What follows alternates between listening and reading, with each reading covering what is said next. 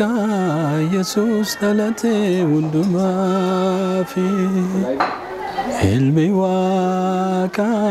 Yesuus dhalate hundumaaf egaan ayyaana dhaloota gooftaa keenya Yesuus Kiristoos jala bultii guyyaa ayyaanaatti bari'u sagantaa addaa halkan waldaa makaan Yesuus biiftu booletti qophaa'ee jira waan ta'eef namni hundumtuu akka irratti argamtan hirmaattan guyyaa sanatti waaqeffannaan kadhannaan sagantooleen adda addaa qophaa'anii jiru waan ta'eef irratti hirmaadhaa